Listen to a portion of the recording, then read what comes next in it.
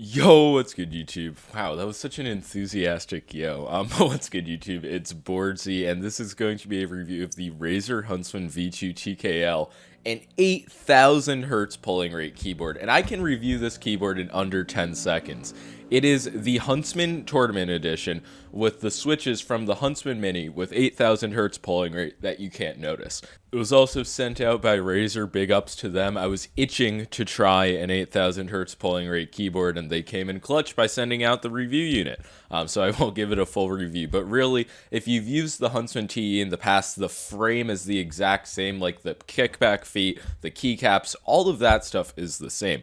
And I'm not complaining. It makes perfect sense that with the Huntsman V2, they're going to work off of the Huntsman V1, but there's just not a lot to review because so much of it is the same, and what is different, in my opinion, doesn't matter very much because I had wanted to try 8,000 hertz polling rate on keyboards. I had tried it on mice, and it wasn't really compatible with the BRs that I play. I know it's pretty safe in TAC FPS and Overwatch, but I don't play those games. So with 8,000 hertz polling rate keyboards, I can say that it has been compatible with every single game. Sometimes I would schizo out and I would turn it down to 4,000 because I thought my FPS was dropping, but that was more than likely just my PC than the keyboard killing my FPS. So I would say that 8,000 hertz polling rate on keyboards is far less noticeable. Like in a blind test between a 1,000 hertz polling rate version of this and an 8,000, I would not be able to tell a difference. I don't think anybody would be, but if you have good aim, you will be able to notice an 8,000 hertz polling rate mouse if it is like functioning properly, I would say. The difference in response time between 1,000 hertz and 8,000 hertz is 1 millisecond at 1,000 hertz versus 0.125 milliseconds, or is that 125 microseconds? Whoa!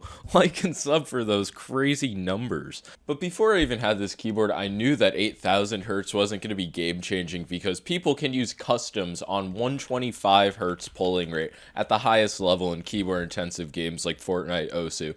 So yeah, if you're in the comment section just automatically shilling a keyboard as the best because it has 8,000 hertz polling rate, I just don't think you've tried it because it's just not a massive difference. It's nowhere near as important as a mouse, which has a sensor that is updating a lot more rapidly than like keystroke presses. So I don't know. It's just not a big deal for me personally. I prefer adjustable actuation, Hall effect switches. They're smoother, better feeling. It's a better typing experience all around. And not only that, the adjustable actuation point can be 0.1 millimeters. That's insane compared to the 1.2 millimeters on the Razer switches, which do have a mushy feeling to them because Razer, they hate ping. They can't have any ping. Ping is the devil. So they got rid of ping. They added like a fuck ton of foam. These are advertised as silent switches, but they're just dampened. They still make a lot of noise. And then once you get to the stabilizers, it's bad. Very rattly stabilizers, which just ruins any like silent thing that the board had going for it. And just comparing that to the sound of the Wooting.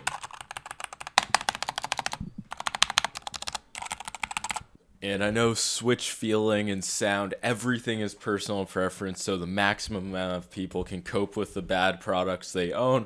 But I just find this to be a cheap overall feeling. I complained about it when it was the Huntsman Mini, which is essentially exactly what this is. This is a Huntsman Mini in TKL form. Whoa.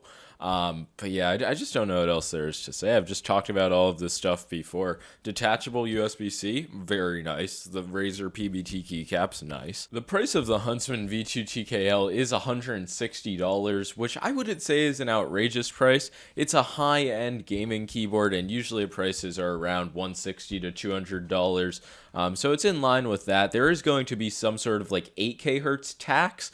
I don't think that's worth it though, and if I can't justify the price hike of a gimmick, that says a lot about the gimmick. But yeah, I don't really think this is much better than the old Huntsman TE that retailed at $130 unless you really just want those dampened switches.